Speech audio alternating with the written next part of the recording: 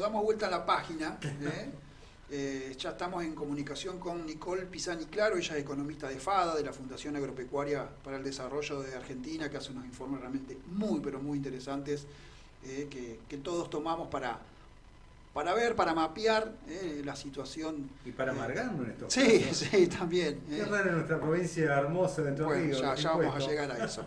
Le damos la bienvenida a Nicole, Rubén Escubi y Hernán Rossi te saludan, ¿cómo estás? Hola, muy buenos días, un gusto acompañarlos ¿Cómo estás, Nicole? ¿Todo bien? ¿Por dónde andás? por Córdoba Capital. Por Córdoba Capital, qué lindo. Bueno, tenemos mucha gente de Gualeguaychú paseando por Córdoba, porque acá ya estamos de vacaciones, creo que también allí en Córdoba. Nicole, recientemente dieron a conocer el informe, en realidad hace varios días ya, sobre la participación del Estado en la renta agrícola perteneciente a junio. Ahí se habla obviamente de lo que el Estado se queda en relación a los principales cultivos de la Argentina, esto es en la renta agrícola.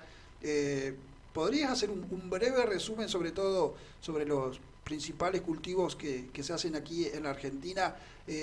¿Cuál es el porcentaje que le queda al productor y qué se lleva al Estado prácticamente mirándola de afuera?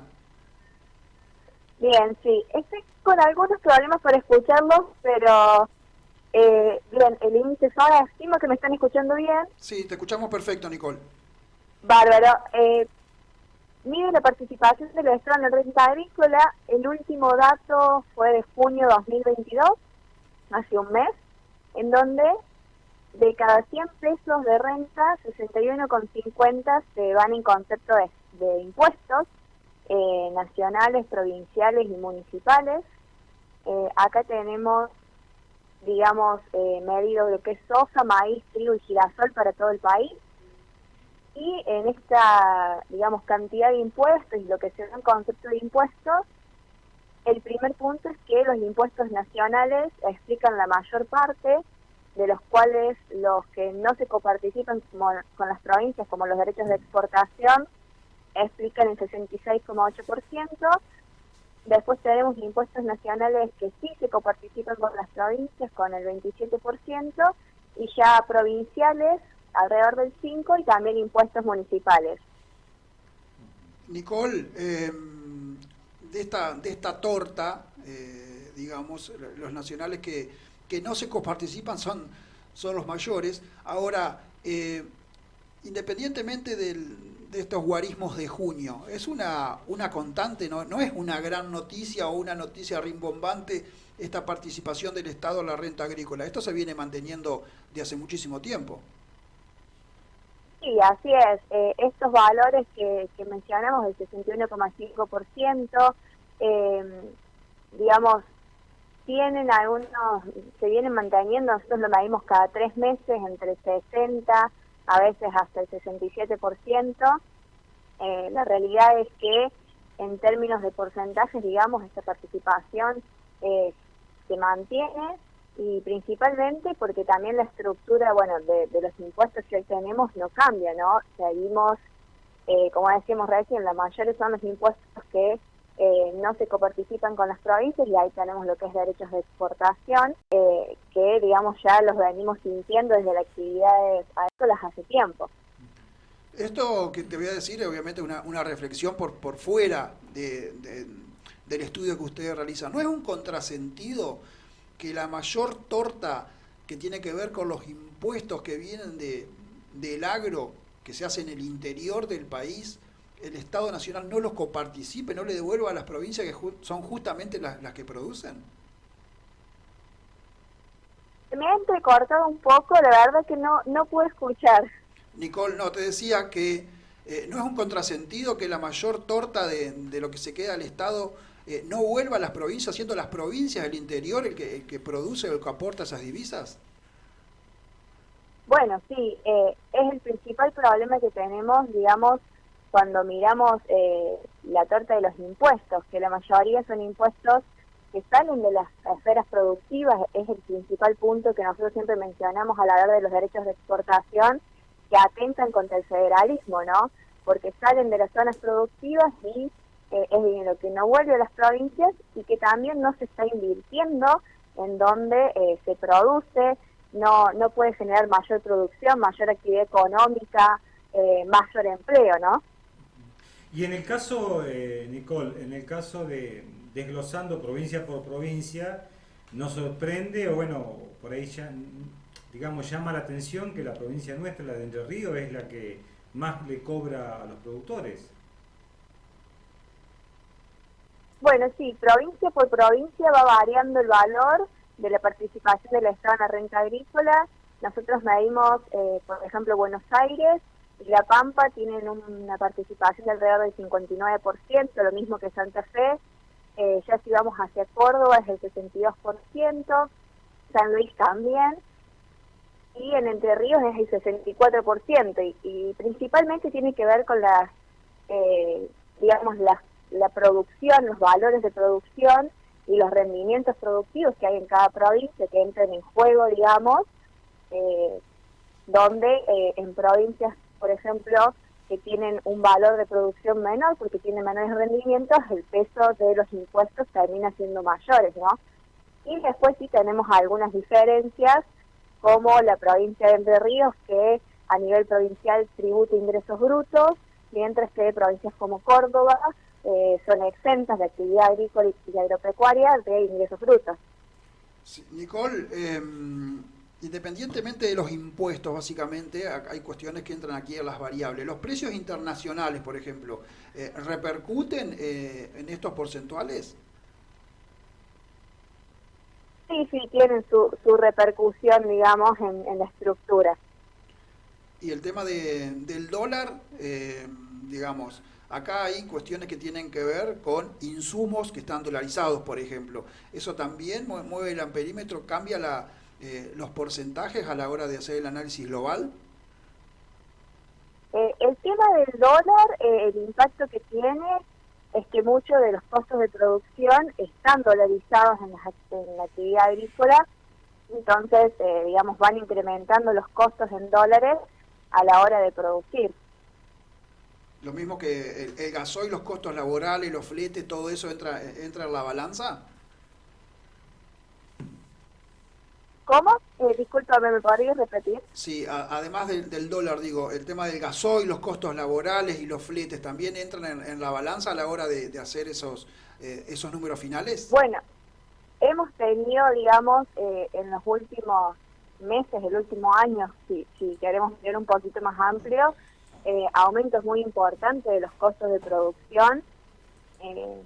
Muchas veces, bueno, hemos tenido aumentos hasta en dólares de costos productivos, por ahí, digamos, por el tema combustible. Y son todas situaciones que han ido afectando, digamos, la mayor cantidad de costos de producción. Y también, cuando analizamos, por ejemplo, comparamos las diferentes provincias, terminamos también teniendo diferencias en los costos de transporte. Mientras más nos alejamos, digamos, de los puertos, más se encarece ese traslado de la producción.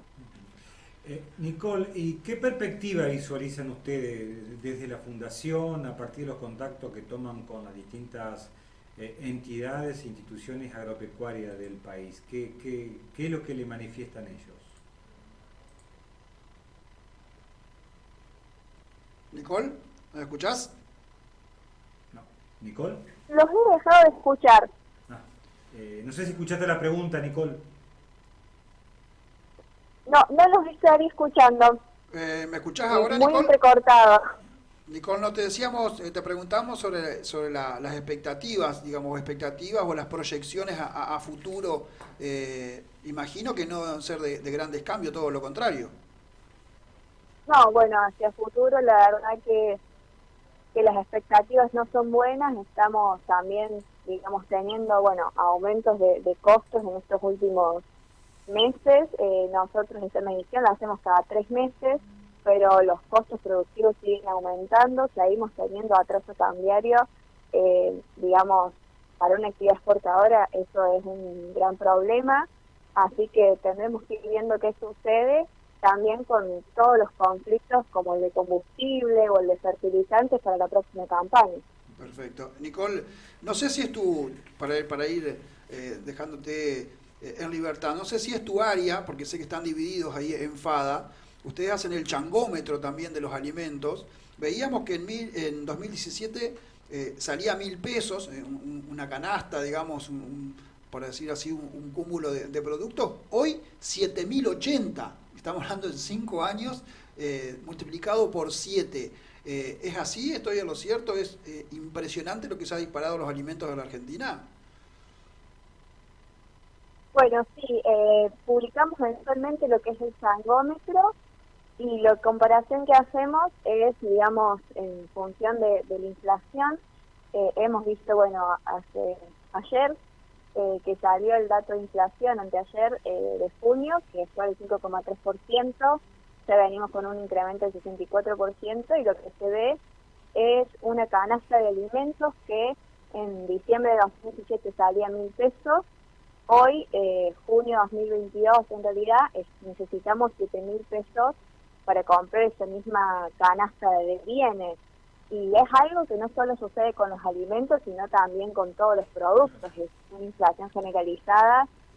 Lo mismo sucede con la ropa y el calzado, por ejemplo. Independientemente de que los alimentos sean obviamente se vendan puertas adentro, pero obviamente tiene una estructura de costos y demás. ¿Eso va a disparar aún más este tema del precio de los alimentos? El análisis es, incluso va a ir por encima de la inflación el tema de los alimentos.